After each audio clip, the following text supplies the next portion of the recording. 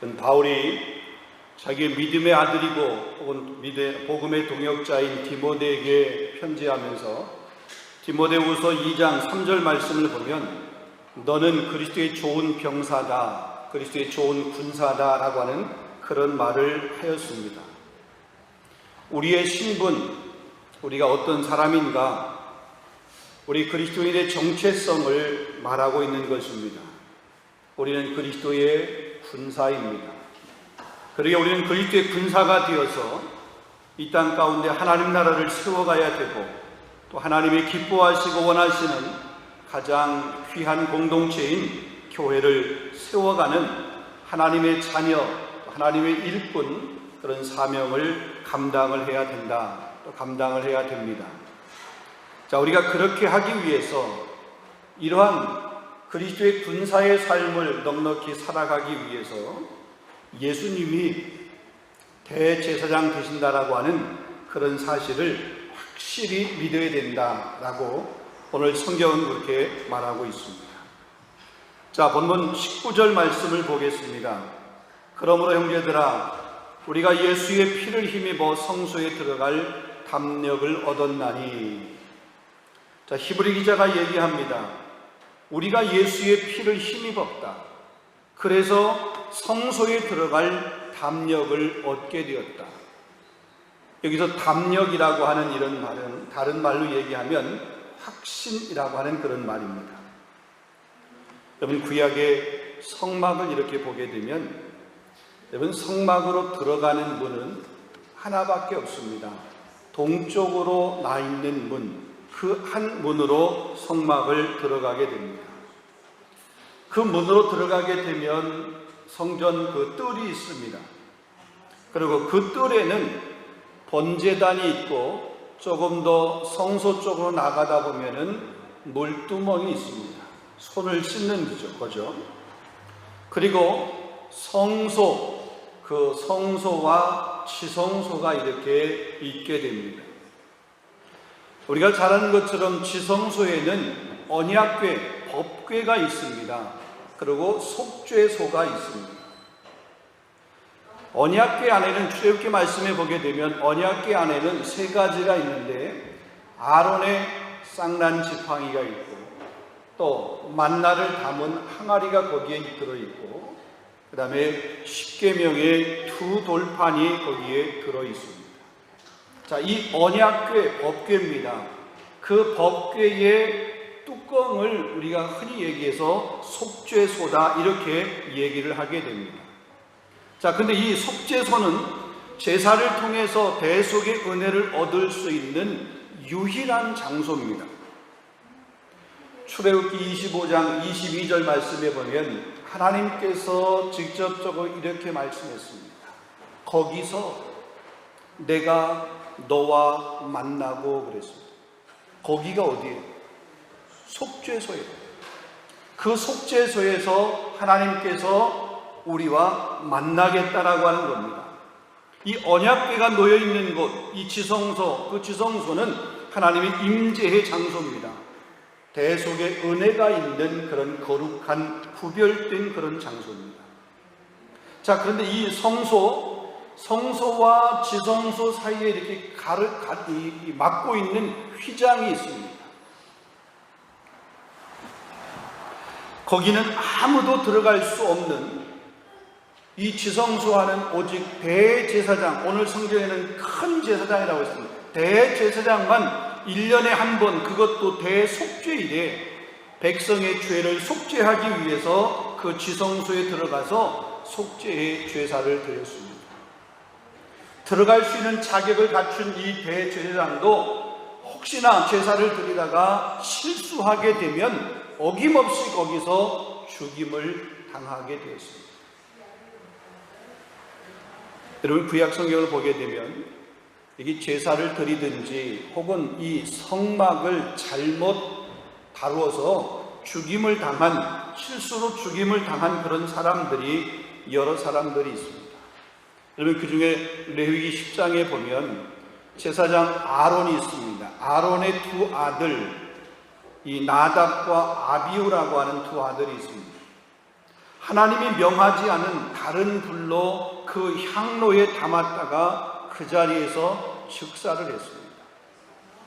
레위기 10장 1절 2절입니다. 아론의 아들 나답과 아비후가 각기 향로를 가져다가 여호와께서 명하시지 아니한 다른 불을 담아 여호와 앞에 분향하였더니 하나님께서 이렇게 지정한 그 불이 아닌 다른 불을 갖다가 하나님 앞에 분향을 한 겁니다. 그랬더니 불이 여호와 앞에서 나와가지고 그들을 삼킴에 그들이 여호와 앞에서 죽은지라 그랬습니다.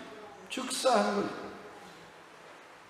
잘못된 불, 하나님이 명하지 않은 그런 불을 사용했다가 제사를 집례하는 그 아론, 제사장의 가문이잖아요. 거기에 자녀였던 이 나답과 아비후가 죽임을 당하게 된 겁니다. 여러분 사무엘하 6장에 보게 되면 이제 그 법궤를 다윗이 이렇게 가지고 오는, 다윗성으로 이렇게 가지고 오는 그런 내용들이 기록이 되어 있습니다. 아비나답의 집에 머물러 있던 하나님의 법궤를 옮겨오게 됩니다. 근데 법궤를 옮기는 것은 하나님께서 그 법궤를 옮기는 방법을 정해 주었습니다. 제사장들이 어깨에 이렇게 메고 그러고로 법궤를 옮겨야 되는데 그 방법으로 옮기지 아니하고 수레를 만들어서 소가 끌게 했습니다. 소가 끌게 해서 나곤의 타작마당이라고 하는 곳에 이렇게 오게 되었는데 갑자기 소들이 이렇게 펄쩍 뛰다 보니까 그 수레에 있던 법궤, 언약궤가 떨어질 것 같아서 우사라고 하는 사람이 그 법궤가 떨어지지 않도록 그 법궤를 탁 잡은 거예요. 안 떨어지죠.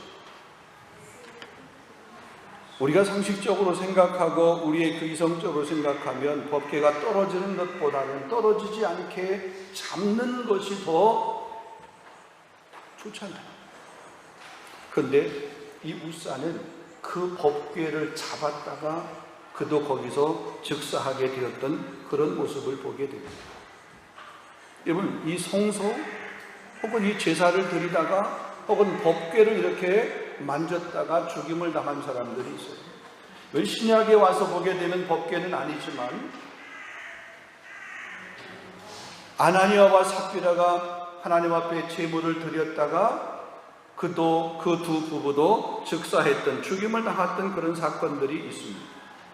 자, 그러니까 하나님의 법궤가 있는 그 성소에 나아간다라고 하는 것이 은혜이고 하나님의 임재를 경험하는 거기 때문에 한없는 축복이기도 하지만 거기 나가는 것이 두렵고 떨리는 겁니다.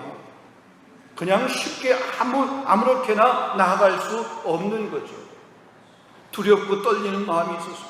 대제사장이 아닌 일반 다른 사람들이 그 지성소에 나아간다라고 하는 것은 상상할 수도 없는 그런 일입니다. 자, 그런데 오늘 이 히브리 기자는 말합니다.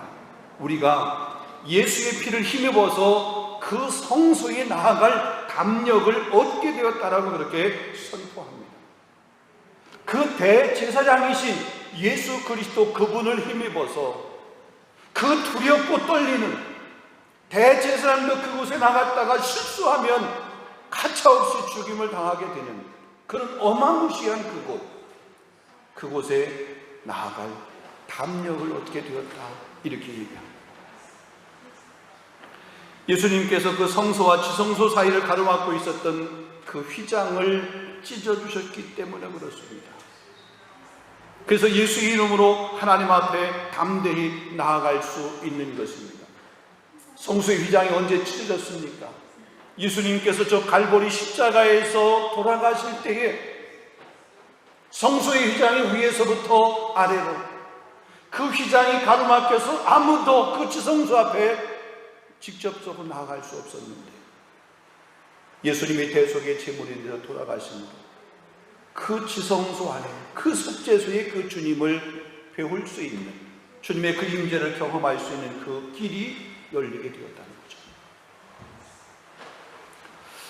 예수님이 우리의 모든 죄의 문제를 해결해 주셨을 뿐만이 아니라 우리가 하나님 앞에 나아갈 수 있도록 그 길을 열어놓으신 우리의 대제사장이 바로 예수 그리스도라고 하는 사실을 우리가 확실히 믿어야 되는 줄로 믿습니다. 자, 그래서 오늘 본문의 제목이 뭐냐면 참 마음과 온전한 믿음으로 하나님께 나아가자, 그렇게 권면하고 있는 것입니다. 다시 말씀드리면 예수님을 통해서 우리가 하나님께 나아갈 수 있게 되었다는 거죠. 아니, 예수님 밖에 하나님 앞에 나아갈 수 있는 다른 길이 없다는 겁니다. 사도행전 4장 12절, 다른 이로서는 구원받을 수 없나니 천하 사람 중에 구원받을 만한 다른 이름을 우리에게 주신 일이 없느니라. 우리 예수님 한 분, 예수 이름으로만 나가는 거죠. 하나님은 지금도 우리가 그 예수님의 피를 힘입어서 하나님 앞에 나아오기를 간절히 소망하고 기다리고 계십니다. 바라고 계십니다. 왜 그렇습니까? 그 예수님의 피에, 그 예수님의 보혈이 능력이 있기 때문에 그렇습니다. 아니, 예수님께서, 하나님께서 우리를 이처럼 사랑하기 때문에 그래요. 요한복음 3장 16절, 하나님의 세상을 이처럼 사랑하셨다.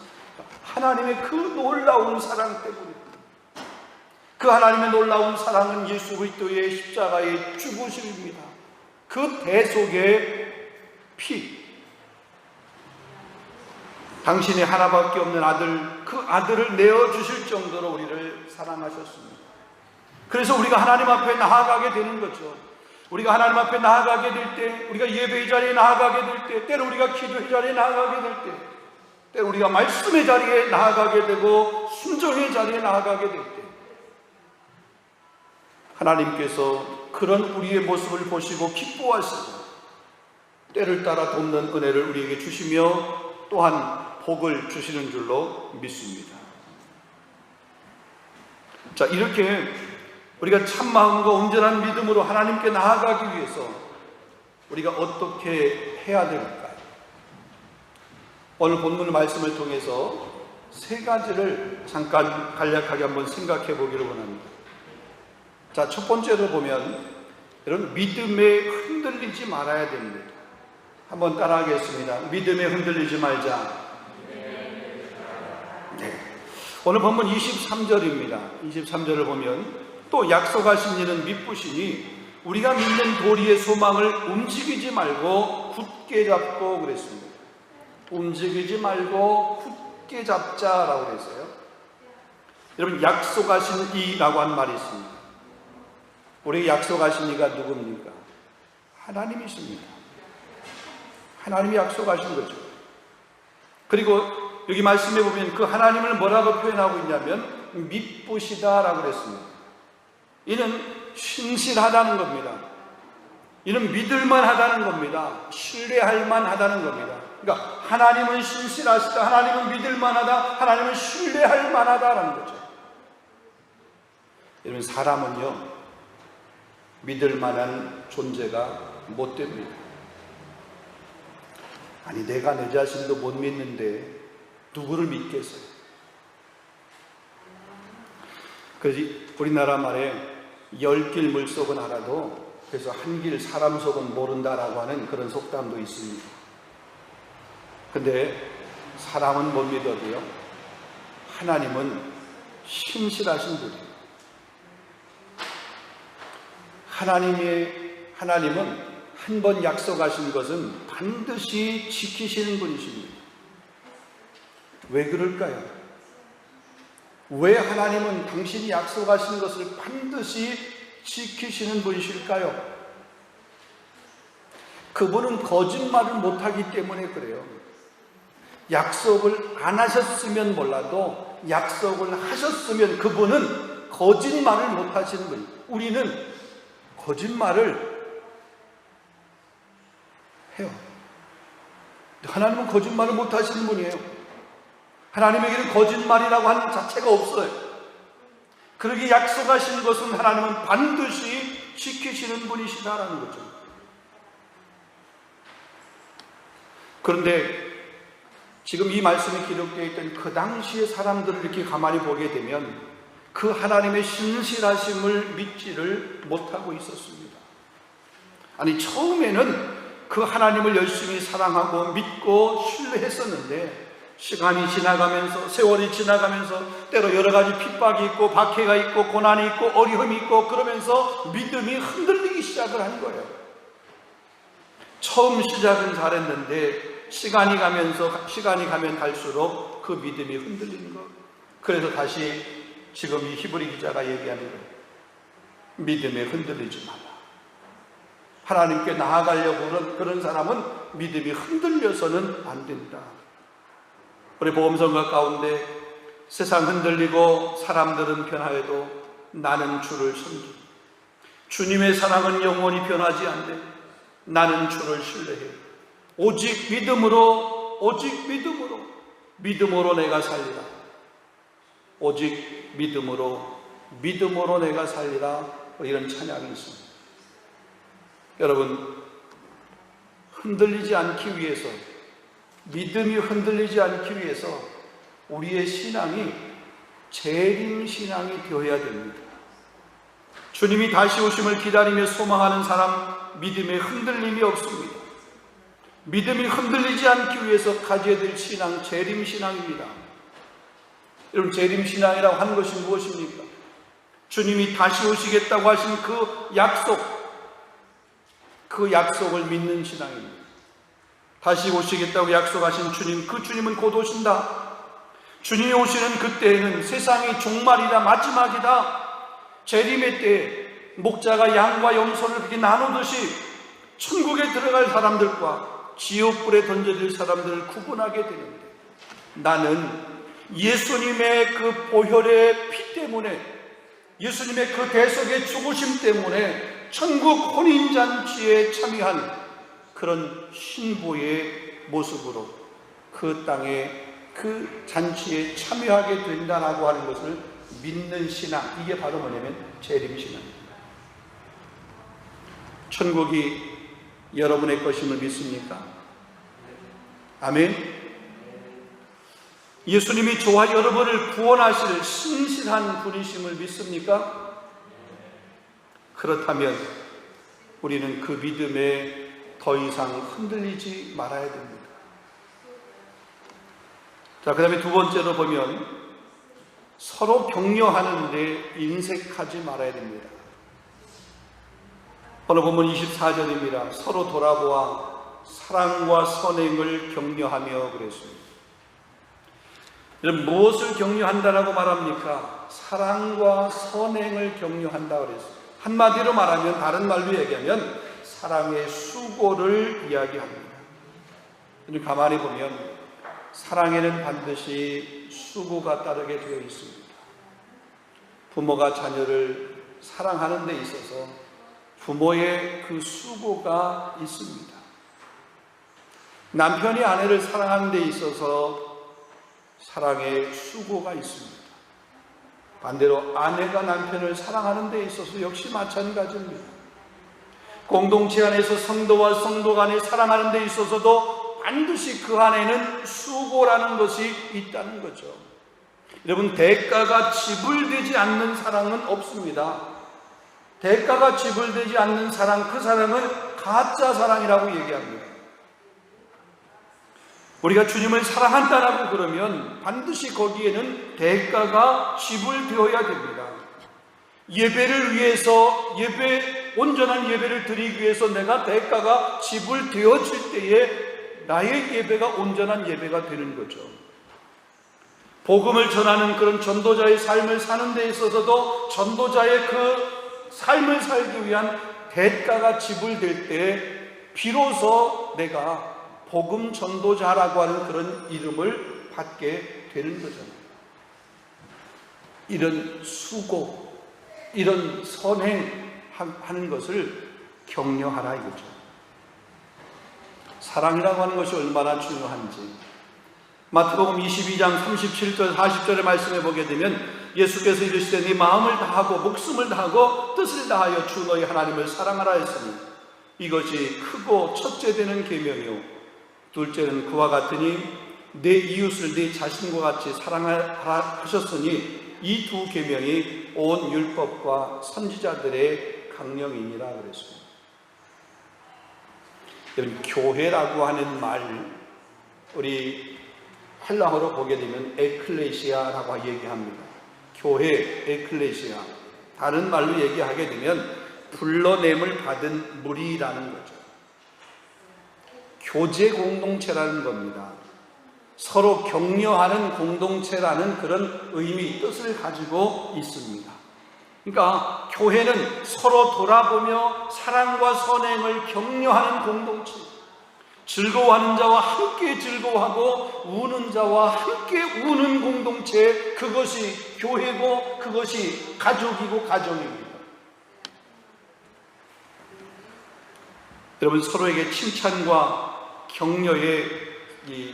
격려하는 것, 또 그 격려의 힘이라고 하는 것이 얼마나 큰지 모릅니다. 칭찬하는 말, 격려하는 말은 사람으로 하여금 그 길이 힘들어도 그 길을 그냥 계속해서 걸어갈 수 있도록 그렇게 힘을 갖게 합니다. 격려를 받으면 실패한 사람도 혹은 고난당한 사람도 다시 일어나고 또 다시 일어날 수 있는 그런 용기를 갖게 됩니다. 다시 도전할 수 있는 그런 힘을 얻게 됩니다. 특별히 우리는 코로나라고 하는 이런 힘들고 어려운 시기를 보냈고 지금도 역시 보내고 있습니다. 우리가 서로를 다 알지 못하지만 이 전염병 때문에 때로 정신적으로 혹은 육체적으로 혹은 경제적으로 혹은 신앙적으로 여러 가지로 많이 힘들고 어려운 사람들이 있습니다. 서로 격려가 필요해요. 서로 격려가 필요해요. 여러분, 격려에 인색하지 마시기를 바랍니다. 존 맥스웰이라고 하는 사람이 이런 말을 했습니다. 격려를 받은 사람은 불가능에 도전할 수 있고 커다란 역경을 극복할 수 있다 그랬어요. 격려를 받은 사람, 내가 누군가를 격려해서, 내가 누군가를 위로해서 그 사람이 역경을 극복하고 어떤 문제를 극복하고 심지어 불가능을 도전하는 그런 힘을 얻을 수 있는 일이 있다는 거예요. 그 격려를 우리가 왜 아껴야 되냐는 거죠. 그것도 교회라고 하는 이 격려 공동체인 교회 안에서, 그 가정 안에서 이런 격려를 아끼지 않는 거예요. 여러분, 보통 격려에는 세 가지 요소가 있다고 얘기합니다. 하나는 그 사람이 행한 일에 대해서 감사하고 그것을 인정해 주는 겁니다. 그 사람이 한 일이 큰 일이 아니어도 작은 일이어도, 우리가 자녀를 키우면서 알잖아요. 자녀들, 애들에게 이렇게 조금만 이렇게 하고 그래요. 어려서 이렇게 좀 손을 잡고 이렇게 일어나가지고 이렇게 한 발짝 걸으려고 그럴 때, 아니 그 한 발짝 걷는 게 뭐 이렇게 대단해요. 그렇잖아요. 근데도 그 아이에게 그 엄마로서, 아빠로서, 혹은 할아버지로서, 가족으로서 그 한 발짝 했을 때 잘했다고 이렇게 하면은요, 애가 힘이 생겨가지고 한 발짝이 두 발짝 되잖아요. 그러고 점점 이렇게 앞으로 나오는 모습이 있잖아요. 아니, 그 아이도 일어나 보지 않았던 그 아이도 그 격려 때문에 일어나게 되고, 작은 손 잡아준 것 때문에 한 발짝 그냥 이렇게 힘들게 한 발짝 이렇게 내딛고 그러잖아요. 모든 사람에게 다 그렇습니다. 그리고 두 번째로는 그 사람 자신을 신뢰하고 그 사람 자신을 믿어주는 겁니다. 그 사람이 한 일만이 아니라 그냥 그 존재 자체를 믿어주는 거예요. 그리고 세 번째는 그 사람에게 도움이 필요하게 될 때에 실질적으로 그 도움까지 줄 수 있는 게 격려예요. 말로만이 아니라. 여러분, 때로 우리가 살다가 보면 갈등이라고 하는 것을 하게 됩니다. 특별히 갈등을 하게 될 때 가장 가까운 사이에는요, 그 갈등을 극복하고 해결하는 방법, 그 진리가 바로 뭐냐면 옳고 그름을 서로 따지는 것이 아닙니다. 여러분, 옳고 그름을 따지면요 반드시 분쟁하게 되어 있습니다. 남편은 아내에 대해서 옳고 그름을 따지는 그런 존재가 아닙니다. 아내도 남편에 대해서 옳고 그름을 따지려고 그러면 안 돼요. 그냥 인정해줘. 또 다름을 인정합니다. 그럴 때 갈등이 해소가 되고, 따지려고 하다 보면 자꾸 싸움만 되는 거죠. 여러분, 격려가 필요치 않은 사람은 아무도 없습니다. 여러분 개인에게, 여러분 자신이 격려에게 필요하듯이 저도 격려가 필요해요. 서로 격려하는 거죠. 저는 우리 성도님들을 격려하고, 성도님들은 때로 저를 격려하고, 또 우리 성도와 성도들이 서로 격려하고, 집에서도 마찬가지입니다. 그럴 때에 우리가 힘을 얻어서 우리가 달려갈 길을 향해서 힘있게 달려가게 될 줄로 믿습니다. 자, 마지막 세 번째입니다. 모이기를 힘쓰는 사람이 되어야 된다, 이렇게 말합니다. 자, 본문 25절을 보게 되면 모이기를 패하는 어떤 사람들의 습관과 같이 하지 말고 오직 권하여 그날이 가까움을 볼수록 그리하자고요. 여러분, 우리가 모이기를 힘써야 하는 이유가 무엇 때문일까요? 특별히 교회라고 하는 이 공동체 안에서 모이기를 힘써야 되는 이유, 여러분, 교회는요, 태생적으로 교회의 태생이 모여야 하는 그런 공동체입니다. 하나님의 명령입니다. 우리가 혼자서는 믿음을 지키기가 쉽지 않습니다. 여기 보면 서로 권하여 그날이 가까움을 볼수록 더욱 그리하자. 여기 그날, 이 그날이라고 하는 것이 언제입니까? 마지막 날, 종말의 날을 얘기합니다. 주님의 재림을 의미하는 겁니다. 근데 그 마지막 때가 가까울수록 우리가 보통 믿음을 지키기가 힘들잖아요. 왜냐하면 사단이 그만큼 더 공격을 하기 때문에 그래요. 그래서 이 마지막 때가 가까울수록 우리 모이기를 더 힘써야 되는 거죠. 근신하라, 깨어라, 너의 대적 마귀가 우는 사자같이 두루다니며 삼킬 자를 찾나니. 그렇습니다. 사단의 공격이 얼마나 심한지 모릅니다. 모이면 살고 흩어지면 죽는, 영적으로 그런 시대예요. 그 마지막 때, 종말의 때라고 하는 겁니다. 여러분, 교회의 역사를 가만히 보세요. 여러분, 모이기를 힘썼던 때가 있었습니다. 부흥과 성장을 이루어갔던 그런 때가 있었습니다. 스코틀랜드 대부흥의 운동이 일어났었던 그때에, 영국의 대부흥이 일어났던 때에, 미국의 그 부흥이 일어났던 그런 때에, 우리나라 저 평양과 원산을 중심으로 해서 일어났던 그 부흥의 때, 특별히 1907년 평양의 그 대부흥 운동이 일어났던 그런 때, 여러분, 기독교 역사를 통해서, 역사 가운데서 이런 유명한 부흥, 모이기를 힘썼던 그런 시대가 있었습니다. 우리 부모님의 나이, 우리 같은 나이였습니다. 정말 가난하고 때로는 먹고 살기 힘든 그런 시기였고 때였습니다. 아침부터 일찍 나가서 일을 해야 되고 밤늦게까지 일을 해야 됐던 그런 우리들이었습니다. 다시 복음 앞으로, 다시 말씀 앞으로 우리가 돌아가야 됩니다. 신앙의 열정을 우리가 회복해야 됩니다.